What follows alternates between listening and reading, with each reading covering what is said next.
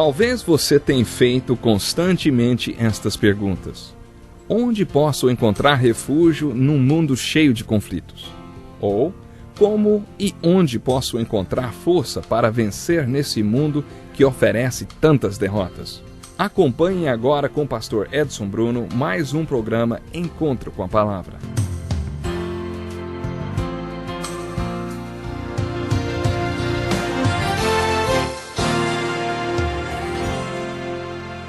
Seja bem-vindo a mais um Encontro com a Palavra.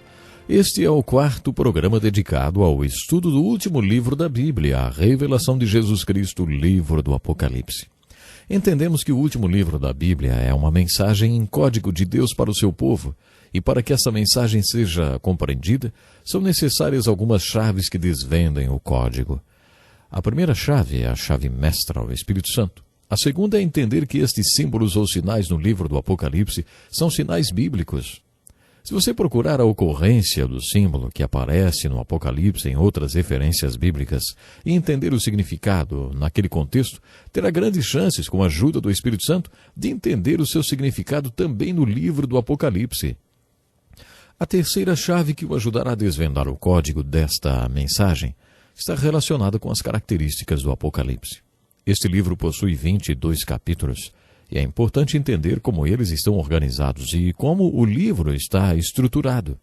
Alguns dos nossos objetivos com este curso são o de mostrar com os livros da Bíblia como eles estão organizados, dar uma visão geral de cada um deles, além de enfocar o tema central de cada livro.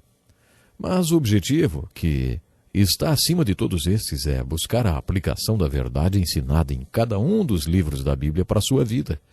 Agora que estamos estudando o livro de Apocalipse, gostaria que todos estes objetivos fossem atingidos.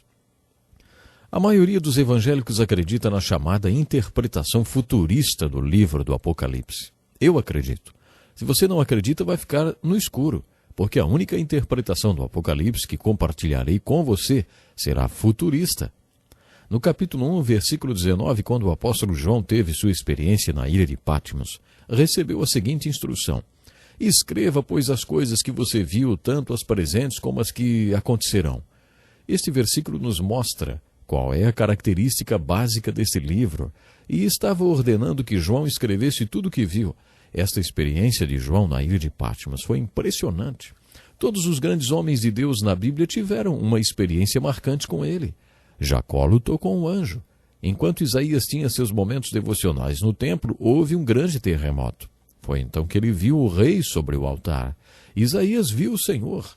Podem acreditar, esses homens tiveram experiências tremendas com Deus. O primeiro capítulo do Apocalipse relata a experiência de João na ilha de Patmos durante o tempo em que esteve exilado por causa de sua fé. No dia do Senhor, que é o primeiro dia da semana, João foi levado pelo Espírito. A expressão levado pelo Espírito significa ele teve uma visão, conforme ele mesmo afirmou. Esta experiência de João é a essência do livro do Apocalipse. Este livro é um registro da revelação de Jesus Cristo para João na ilha de Patmos. Ele recebeu a ordem para escrever esta revelação para as 7 igrejas espalhadas na Ásia Menor. João relata sua experiência no primeiro capítulo do Apocalipse. Eu, João, irmão e companheiro de vocês no sofrimento, no reino e na perseverança em Jesus, estava na ilha de Patmos por causa da palavra de Deus e do testemunho de Jesus. No dia do Senhor achei-me no Espírito e ouvi por trás de mim uma voz forte como de trombeta que dizia: escreva num livro que você vê e envie a estas 7 igrejas: Éfeso, Esmirna, Pérgamo, Tiatira, Sardes, Filadélfia e Laodiceia. Voltei-me para ver quem falava comigo. Voltando-me, vi 7 candelabros de ouro, e entre os candelabros alguém semelhante a um filho de homem, com uma veste que chegava aos seus pés, e um cinturão de ouro ao redor do peito. Sua cabeça e seus cabelos eram brancos como a lã, tão brancos quanto a neve, e seus olhos eram como chama de fogo. Seus pés eram como o bronze numa fornalha ardente, e sua voz como o som de muitas águas. Tinha em sua mão 7 estrelas, e da sua boca saía uma espada afiada de 2 gumes. Sua face era como o sol quando brilha em todo o seu fulgor. Quando o vi, caí aos seus pés como morto. Então ele colocou sua mão direita sobre mim e disse: não tenha medo, eu sou o primeiro e o último. Sou aquele que vive. Estive morto, mas agora estou vivo para todo sempre, e tenho as chaves da morte e do Hades. Escreva, pois, as coisas que você viu, tanto as presentes como as que acontecerão. Este é o ministério das 7 estrelas que você viu em minha mão direita e dos 7 candelabros. As 7 estrelas são os anjos das 7 igrejas e os 7 candelabros são as 7 igrejas. A palavra anjos poderia ser traduzida do original grego por pastores. Este é um estudo que visa dar a vocês uma visão geral do livro do Apocalipse, e por isso nós não vamos poder nos deter na experiência de João. Os detalhes das experiências dos servos do Senhor mencionadas na Bíblia não são enfatizados. Por isso quero usar o curto espaço de tempo que nós temos para enfocar os resultados desta experiência e não os detalhes. Preste atenção nos verbos usados neste relato de João. Achei-me no Espírito. Ouvi por trás de mim uma voz forte, como de trombeta. Voltei-me para ver quem falava comigo. Você não acha que a experiência de João é parecida com a experiência de Moisés diante da sarça ardente, que não era consumida pelo fogo? Ele disse, que impressionante! Pensou, por que a sarça não se queima? Vou ver isso de perto.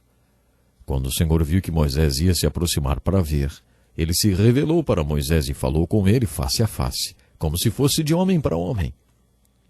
Poderíamos dizer que o simbolismo destes episódios é que o pré-requisito para ter uma experiência profunda com Deus é voltar-se para Ele, ir até Ele, aproximar-se. Peçam um pedido intenso, e lhes será dado. Busquem uma busca intensa, e encontrarão. Batam, e a porta lhes será aberta, pois todo que pede recebe, o que busca encontra, e aquele que bate, a porta será aberta. João estava numa ilha. Não sabemos por quanto tempo ele ficou lá, mas ele se virou como Moisés fez no deserto. Ele se virou para ver de onde vinha aquela voz que falava com ele. Ele se virou e a voz falou. Observe os verbos que João usou para descrever o que aconteceu. Voltando-me, vi. Quando o vi, caí aos seus pés como morto. Todos que veem Deus, não importa se lutando com um anjo ou num redemoinho, ou num terremoto, ou no templo, não importa os detalhes, quando veem Deus, todos ficam sem palavras para se expressar e ficam impressionados com a majestade dele. Também ficam sem palavras para expressar a consciência do seu próprio pecado. Santo, santo, santo é o Senhor dos exércitos. A terra inteira está cheia da sua glória. Foi assim que Isaías se sentiu. Ai de mim, estou perdido, pois sou um homem de lábios impuros e vivo no meio de um povo de lábios impuros. Foi assim que Isaías se sentiu quando viu o Senhor. Com João foi a mesma coisa. Quando ele viu a Cristo, o Cristo eterno, ele caiu aos seus pés como se estivesse morto. Jesus nos chamou para morrermos para nossos próprios planos, vontade e querer, e vivermos para Ele. Quando João caiu aos seus pés como morto, Jesus colocou sua mão sobre ele e disse, não tenha medo, eu sou o primeiro e o último. O Espírito Santo precisa fazer uma obra na vida de uma pessoa, para depois, como resultado desta obra, Jesus se tornar o primeiro na vida dela. Jesus disse a Nicodemos, digo-lhes a verdade, ninguém pode ver o reino de Deus se não nascer de novo.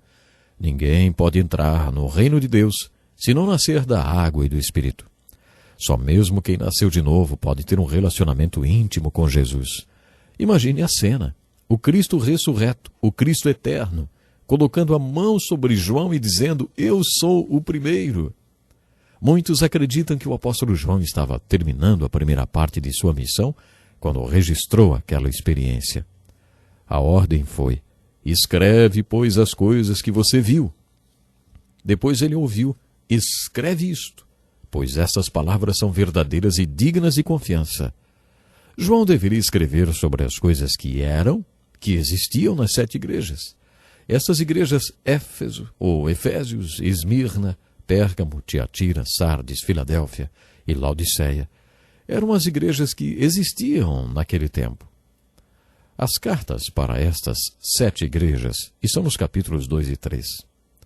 Por isso, muitos acreditam que João acabou a segunda parte da sua missão depois que escreveu as cartas para as igrejas registradas nos capítulos 2 e 3. As cartas para as 7 igrejas na Ásia Menor deveriam ser lidas como uma oração e aplicadas de maneira devocional na vida da igreja e em nossa vida particular. O autor destas cartas não foi um instrumento para escrever como foram os autores das cartas de Efésios, Colossenses, Filipenses, Tiago e 1 e 2 Pedro, que também foram cartas a igrejas. Desta vez o autor foi o próprio Cristo vivo e ressurreto. Era o Cristo ressurgido falando com João e através de João para aquelas igrejas. Algumas destas cartas foram finalizadas com as palavras: aquele que tem ouvidos ouça o que o Espírito diz às igrejas. No capítulo 1, lemos que João viu 7 candelabros de ouro e Cristo no meio deles. Onde Cristo está hoje? Você está lembrado que os sábios do Oriente também fizeram esta pergunta? Onde está o rei dos judeus? A resposta é: ele está no meio das igrejas. Apesar dessas igrejas terem vários problemas, o Cristo vivo e ressurreto está no meio das igrejas e tem uma mensagem para elas. Para a igreja de Éfeso, Jesus disse: você abandonou o seu primeiro amor. Isso me intriga, porque quem tomava conta desta igreja era Timóteo. Paulo disse em suas cartas que Timóteo era um pastor cheio de amor e por isso foi enviado por Paulo para cuidar da igreja. É interessante observar que a igreja pastoreada por Timóteo tivesse que ouvir essa repreensão, né? Arrependa-se e pratique as obras que praticava no princípio. Se não se arrepender, virei a você e tirarei o seu candelabro do lugar dele. Creio que este seja um desafio e tanto. Se você acha que é uma pessoa através de quem Deus ama as pessoas, lembre-se que você pode perder a experiência de ser um veículo através do qual Cristo ama aqueles que Ele deu para que você amasse com o amor dele. Você pode perder essa bênção. Por isso a exortação nessa carta é: arrependa-se. É óbvio que estas cartas foram escritas para crentes. Será que os crentes precisam se arrepender? Claro que sim. Você não se arrepende apenas uma vez. Precisamos nos arrepender sempre. Por causa desta necessidade de constante arrependimento, Jesus instituiu a Santa Ceia, ou a Eucaristia, a Ceia do Senhor. Não importa o nome dado, a instrução é para que durante a observação desse ato de adoração instituída pelo Senhor, haja um autoexame e arrependimento dos pecados conhecidos e também dos desconhecidos, que impedem a nossa comunhão com Jesus. Que pena, o tempo já acabou. Deixa um desafio. Leia os capítulos 2 e 3 do Apocalipse, as cartas às igrejas. E esteja conosco para o próximo programa. Deus lhe abençoe. Que lição importantíssima. Obrigado, pastor Edson Bruno. Prezado ouvinte, coloque em prática o que você ouviu aqui. Sem dúvida, sua vida será grandemente abençoada. Este é um estudo escrito pelo Dr. Dick Woodward, na voz do pastor Edson Bruno. Escreva-nos e solicite o material. Nosso endereço é Encontro com a Palavra, Caixa Postal 2011, CEP 89201-970, Joinville, Santa Catarina. Até o nosso próximo Encontro com a Palavra.